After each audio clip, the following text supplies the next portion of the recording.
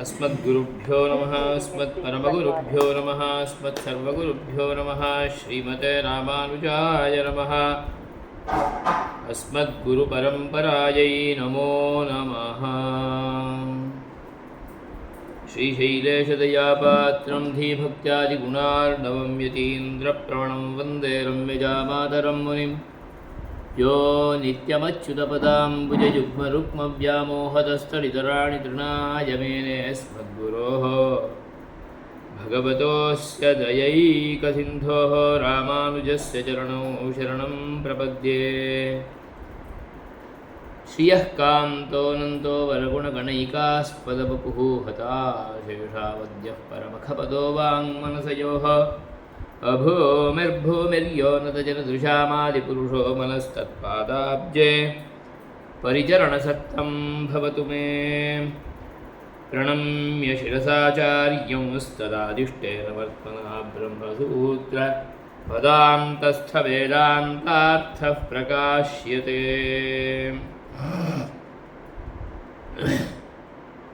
श्रीमद्वेदान्तदीपे तृतीये अध्याये साधनाध्याये प्रिय साधनाध्याये चतुर्थः पादः। तत्र स्वाम्याधिकरणम् एकादशम् अधिकरणम्। स्वामिनः फलश्रुतेरित्यात्रेयः आर्त्विज्यमित्यौडुलोमिः तस्मै हि परिक्रियते इति सूत्रद्वयात्मकम् इदम् अधिकरणम्। तत्र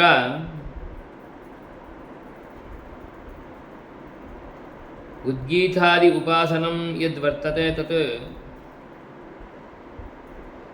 केन अनुष्ठेयं,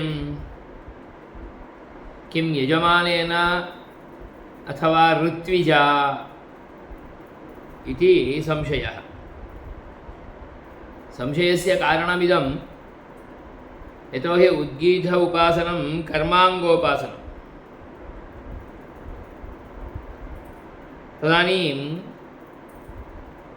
कर्माङ्ग उपासनत्वात् कर्मणि एव ये वर्तन्ते ते एव तस्य उद्गीतस्य उपासनार्थम् अधिकारिणः भवन्ति।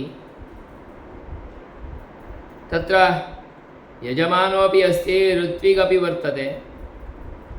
कर्माङ्गरूपेण विद्यमानम् एतत् उपासनम् उद्गीतोपासनम् इति विद्यमानत्वात् कर्मफलं तु यजमानाय कल्पते। अतः यजमानमुद्दिश्यैव कर्म अनुष्ठीयते सर्वत्रापि पूर्वकाण्डे। अतः अङ्गत्वेन क्रियमाणम् इदम् उपासनमपि यजमानफलकं भवति। अङ्गिनः यत् फलं तदङ्गस्यापि इत्येवं रूपेण कदाचित् तस्य फलमपि तदेव स्यादित्युक्तम्। तदानीं तु विनियोगपृथक्त्वन्यायेन अस्य उद्गीतोपासनस्य फलं परमात्मप्राप्तिरूपं भवति इति च पूर्वं निश्चितम्। इदानीम् अनुष्ठाता कः? किं यजमानः उत ऋत्विक्?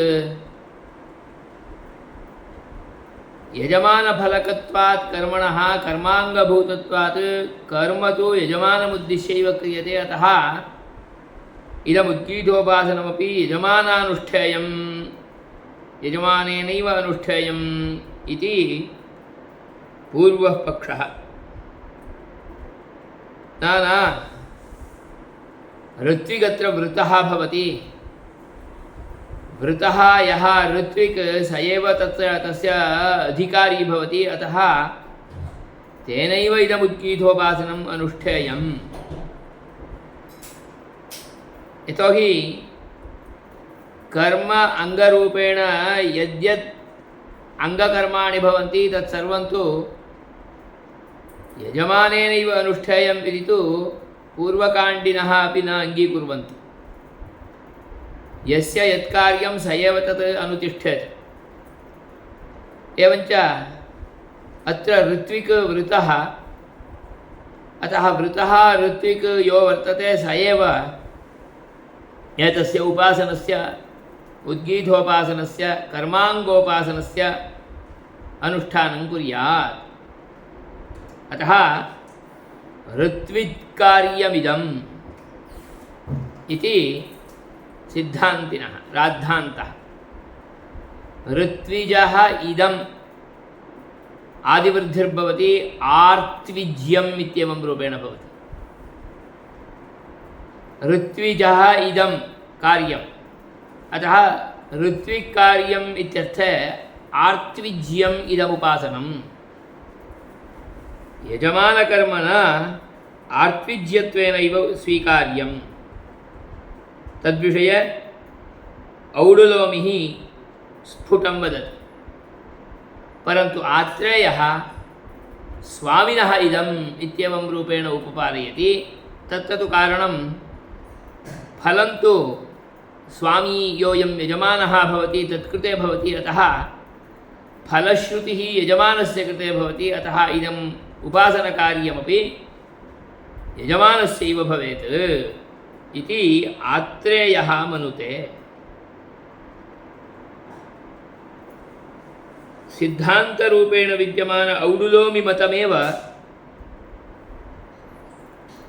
भगवान् व्यासः अङ्गीकरोति, अतः सिद्धान्तरूपेणैव तस्य उपपादनम् अकरोत् इति च ज्ञायते। प्रथमं सूत्रं पूर्वपक्षसूत्रं, द्वितीयं सूत्रं सिद्धान्तसूत्रम्। उद्गीथाद्युपासनं किं यजमानानुष्ठेयम् उत ऋत्विजा इति संशयः। न यजमानस्यैव, यतोहि यदेव विद्यया करोति तदेव वीर्यवत्तरं भवति इति क्रतुवीर्यवत्तरत्वफलं यजमानस्य इति दहरोपासनादिवत् यजमानेनैव इदमपि अनुष्ठेयम्। यत्र यथा क्रतुः अस्मिन् लोके भवति तथेतः प्रेत्य भवति स क्रतुं कुर्वीत इति। क्रतुः नाम अत्र उपासनं। क्रतुः यज्ञः, यागः, यज् देवपूजायां देवतायाः आराधनं, परमपुरुषस्य देवस्य परब्रह्मतत्त्वस्य आराधनम्, उपासनं। यथा उपासनं तथा फलं प्राप्नोति, यथा यागः तथा फलं प्राप्नोति पूर्वकाण्डेपि। यथा अत्र अग्निहोत्रादिकं करोति तथैव अग्निहोत्रफलभूतं स्वर्गादिकम् इन्द्रादिलोकादिकं च तत्र अवाप्नोति इति च जैमिनिः आचार्यः पूर्वकाण्डे पूर्ववेदे स्पष्टरूपेण उपपादयति। अतः एतदाधारेणैव छान्दोग्योपनिषदि उपासनमपि यथा अत्र अनुष्ठीयते तथैव तत्र परमपुरुषस्य साक्षात्कारं प्राप्नोति इत्यतः यथा क्रतुरस्मिन् लोके भवति तथेतः प्रेत्य भवति। यथा अत्र अनुष्ठानं करोति, क्रतोः अनुष्ठानम्, उपासनस्य अनुष्ठानं, भगवतः नित्यानुसन्धानं, भगवतः परमपुरुषस्य दिव्यमङ्गलविग्रहविशिष्टस्य तस्य निरन्तर अनुध्यानं यथा अत्र करोति तथैव तत्र परमपुरुषस्य नित्यसायुज्यं, नित्यसाक्षात्कारं तत्र प्राप्नोति इत्येवं रूपेण उपपादयति। अतः सर्वैः अपि उपासकैः मोक्षकामफलकैः परमपुरुषम् अवाप्तुकामैः अत्र उपासनस्य अनुष्ठानं कर्तव्यम्। अतः वदति क्रतुं कुर्वीत, उपासनं कुर्वीत इति उपासनविधानमत्र करोति। अस्य कोऽर्थः? यथा उपासनं तथा फलम् इति चेत् तदानीम् उपासनं यावद् वीर्यवद्भवति तादृशं परमपुरुषस्य स्पष्टं साक्षात्कारमवाप्य तम् अधिगच्छति। अतः वीर्यवत्तरत्वं फलं, फले गुणोपसंहारः, फलम् इत्याकारकं एतादृशगुणविशिष्टं भवति। तत् कस्य कृते? फलं तु यजमानस्य कृते। अतः यजमानस्य कृते एतादृशं फलं स्पष्टरूपेण प्राप्तं भवेत् इति इत्येव खलु भवति। अतः अन्यदुपासनं सर्वं तु दहरादि उपासनम्। एतत्तु उपासनं उद्गीतोपासनं। दहरोपासनं यः करोति, यः वीर्यवत्तरं करोति, सः तत्तादृशं साक्षात्कारं प्राप्नोति। एवञ्च अत्रापि यथा एषः अनुष्ठानं करोति तथा फलं प्राप्नोति। फले वीर्यवत्तरत्वं तु अंगानुष्ठानं यथा स्पष्टरूपेण योग्यरूपेण वीर्यवत्तरत्वेन रूपेण सामर्थ्यविशिष्टत्वेन रूपेण भवति, तदानीमेव तत्फलमपि एवं रूपेण अवाप्तं भवति। अतः अत्र यजमानस्य कृते एव वीर्यवत्तरं फलम् अवाप्तं भवति इत्येवं रूपेण गीयते। अतः तेनैव इदमनुष्ठेयम् इति स्पष्टरूपेण ज्ञायते इति पूर्वपक्षिणाम् आशयः। कथम् इति चेत् तदानीं वदति दहरोपासनादिवत्।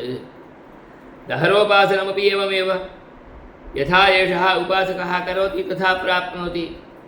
इदं तु कर्माङ्गं, कर्म तु यजमानः अनुतिष्ठति।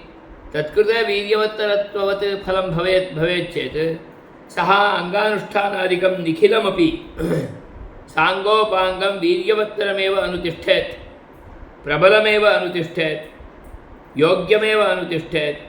तदानीम् एतदपि उद्गीतोपासनं कर्माङ्गभूतत्वात् तस्यापि अनुष्ठानं एष एव स्पष्टरूपेण योग्यरूपेण सफलकर्मोत्पादकत्वेन रूपेण कुर्यात् इत्येवं रूपेण ज्ञायते। अतः यजमानेनैव इदमनुष्ठेयम् इत्येवं रूपेण पूर्वः पक्षः। कुतः? पूर्वपक्षः एव अग्रिमसूत्रस्य नाम अस्मिन् अधिकरणस्य सिद्धान्तः खलु। पूर्वपक्षस्य सूत्रस्य पूर्वपक्षः एव अस्मिन् अधिकरणस्य अस्य अधिकरणस्य सिद्धान्तः। एवं किं वदति भवान्? अहं न ज्ञातवान्। अस्य सूत्रस्य पूर्वपक्षं किं वदति? यजमानः एव अनुष्ठाता इति वदति, किन्तु अस्य सूत्रस्य सिद्धान्तः ऋत्विजः इति भवति। अग्रिमः सूत्रस्य सिद्धान्तः नाम यजमानस्य एव भवति खलु। न, अग्रिमसूत्रं नास्ति, एतत् सूत्रमेव यजमानस्य इति वदति। स्वामी इति वदति खलु, स्वामिनः इति। अतः इदं पूर्वपक्षसूत्रम्।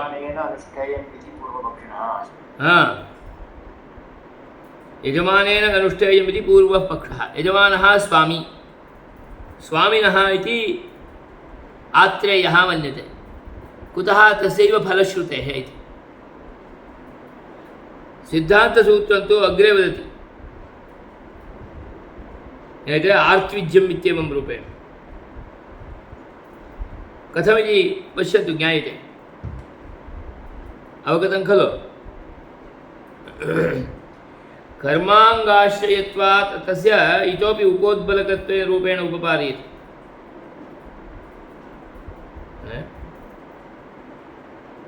यजमानेन अनुष्ठेयम् इत्येवं रूपेण उपपादितं। परन्तु राद्धान्तः कीदृशः इति चेत् आर्त्विज्यत्वेन।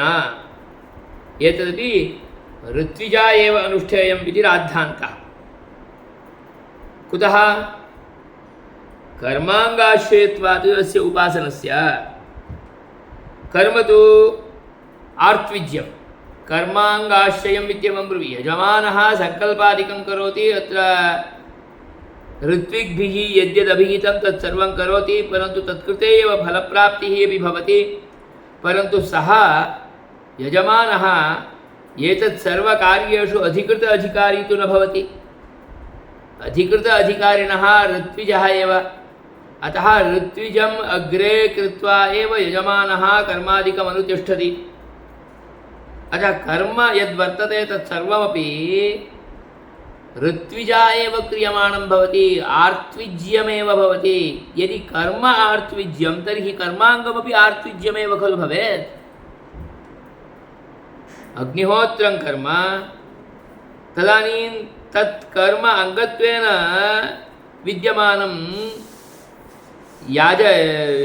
अङ्गयागादिकं निखिलमपि इडो यजति बर्हिर्यजति इत्यादिरूपेण विद्यमान अङ्गयागादिकं सर्वमपि कस्य कर्म इति चेत् यः प्रधानं कर्म अनुतिष्ठति तस्यैव अङ्गकर्म भवति, तेनैव तदपि अनुष्ठेयम्। अङ्गकर्म अन्यः कश्चित् अनुतिष्ठति, प्रधानं कर्म एषः अनुतिष्ठति इत्येवं रूपेण तु न भवति। ये परं ऋत्विग्रूपेण वृताः ते एव एतत् सर्वमपि अनुतिष्ठेयुः। अतः ऋत्विक् एव प्रधानकर्मणः अपि अनुष्ठाता भवति। अतः तदङ्गस्यापि अनुष्ठाता ऋत्विगेव भवेत्। अतः स्पष्टयन्ति किमिति, कर्मणः आर्त्विज्यत्वेन कर्म इत्याकारकं यद्वर्तते तत् ऋत्विजा क्रियमाणम् आर्त्विज्यं। यदि कर्म आर्त्विज्यं तर्हि कर्माङ्गभूतम् उद्गीतोपासनमपि आर्त्विज्यमेव भवेत्। एतदपि ऋत्विजा एव अनुष्ठेयम्। कथम् इत्यस्य कृते एकं दृष्टान्तम् उपपादयति, गोदोहनादिवत् इति। कर्माङ्गत्वेन रूपेण गोदोहनमुच्यते। तर्हि गोदोहनं कः कुर्यात्? यः कर्म अनुतिष्ठति स एव कुर्यात्, नाम ऋत्विजा एव अनुष्ठेयम्। आनीतां गाम् उपादाय तस्मात् दोहनं कृत्वा दुहितं दुग्धं यद्वर्तते तदुपादायैव एषः अग्निहोत्रम् अनुतिष्ठेत्, यागे अङ्गरूपेण तस्य उपयोगं कुर्यात्। अतः यथा गोदोहनं कर्माङ्गभूतं तत् कर्म गोदोहनं कर्म सः ऋत्विक् एव अनुतिष्ठति, तथा कर्म ऋत्विक्रियमाणम् इत्येवं रूपेण विद्यमानत्वात् कर्माङ्गभूतम् इदम् उद्गीतोपासनमपि ऋत्विजा एव अनुष्ठेयम् इति राद्धान्तः। नाम कर्माङ्गाश्रयत्वात् अस्य उपासनस्य नाम उद्गीतोपासनस्य ऋत्विजा एव अनुष्ठेयत्वम् आर्त्विज्यत्वमेव। तत्र पूर्वपक्षसूत्रं यद्वर्तते तस्य अर्थं ब्रवीति पुनः। सूत्रार्थस्तु स्वामिनः यजमानस्य उद्गीताद्युपासने कर्तृत्वं। स्वामिनः कर्तृत्वं कुत्र? उद्गीताद्युपासने। कुतः? फलश्रुतेः। तस्यैव फलश्रुतेः यजमानस्य कृते एव फलं श्रूयते। अतः यजमानस्य कृते फलं श्रूयते चेत् फलं यस्य तेनैव खलु कर्तव्यं। तदीयमेव खलु कर्म वीर्यवत्तरं भवति, सः अनुतिष्ठति चेदेव खलु। अतः क्रियमाणम् उपासनं वीर्यवत्तरं भवेदित्येवं रूपेण उच्यते। कर्मापि वीर्यवत्तरं भवेत्, तदानीमेव कर्मणा प्राप्यमाणं फलमपि वीर्यवत्तरं भवति, तदानीम् अङ्गकर्म अपि स एव अनुतिष्ठेत् इत्येवं रूपेण आत्रेयः मन्यते इति स्वामिनः एतत् इत्येवं रूपेण आत्रेयः मन्यते। सिद्धान्तिनस्तु यत् कर्माङ्गाश्रयत्वात् अस्यापि कर्माङ्गरूपेण विद्यमानस्य उद्गीतोपासनस्य आश्रयत्वम् अनुष्ठेयत्वं ऋत्विजः एव न यजमानस्य इति। कथं? क्रत्वङ्गत्वेन क्रत्वधिकृतस्यैव अस्मिन् उपासने अधिकारात्। इदं क्रतोः अङ्गम्, उपासनस्य अङ्गं, प्रधानस्य अङ्गं। क्रतोः अङ्गम् इत्येवं रूपेण भवति चेत् क्रतौ अधिकृतः कः? कर्मणि अधिकृतः ऋत्विक्। ऋत्विजमुपादाय यजमानः अनुतिष्ठते। तर्हि क्रत्वादिकं कः करोति इति चेत् कर्मादिकं ऋत्विगेव अनुतिष्ठति। अतः ऋत्विक्कर्तृत्वमेव तस्य कर्मणः। यदि ऋत्विक्कर्तृत्वमेव कर्मणः तर्हि कर्म अङ्गभूतस्य उद्गीतोपासनस्यापि कृत्वङ्गत्वात् तस्यापि कर्तृत्वं ऋत्विजः एव अस्मिन् उपासने अधिकारात् कृत्वधिकृतस्यैव अस्मिन् अधिकारे अस्मिन् उपासने अधिकारात् क्रतोश्च आर्त्विज्यत्वेन क्रतुः यज्ञः सः आर्त्विज्यमित्येवं रूपेण उच्यते ऋत्विजानुष्ठेयमिति एतदपि नाम कर्माङ्गभूतम् इदम् उद्गीतोपासनमपि आर्त्विज्यम् इति औडुलोमिः आचार्यः मन्यते आर्त्विज्यमित्यौडुलोमिः मन्यते हि यतः तस्मै परिक्रियते यजमानफलसाधनत्वेन क्रतोः तदनुष्ठानाय हि ऋत्विक् परिक्रियते फलं तु यजमानस्य कृते भवति परन्तु अनुष्ठानं ऋत्विगेव करोति अतः स्पष्टयन्ति हि यतः तस्मै फलाय नाम यजमानफलाय एषः ऋत्विक् परिक्रियते ऋत्विजः परिग्रहणं कृतं भवति नाम तस्य ऋत्विजः एते स्वीकारं कुर्वन्ति वरणं कुर्वन्ति वृतो भवति इत्यर्थः यजमानफलसाधनत्वेन क्रतोः अनुष्ठानाय एव ऋत्विक् परिक्रियते ऋत्विक् तत्र वृतः भवति अतः सः एव क्रतुम् अनुतिष्ठति ऋत्विगेव एवञ्च कृत्वङ्गभूतमपि अङ्गकर्मादिकं स एव अनुतिष्ठति तत्कृते साक्षात् उदाहरणं तु गोदोहनम् अतः गोदोहनादिवत् इत्येवं रूपेण स्पष्टरूपेण सिद्धान्तप्रतिपादनवेलायां दर्शयन्ति ऋत्विजा अनुष्ठेयं गोदोहनादिवत् इति राद्धान्तः इति सिद्धान्तः एवञ्च अत्रोक्तम् औडुलोमि मतमेव आर्त्विज्यम् इत्येवं रूपेण उच्यमानं मतमेव सिद्धान्तसम्मतम् एवञ्च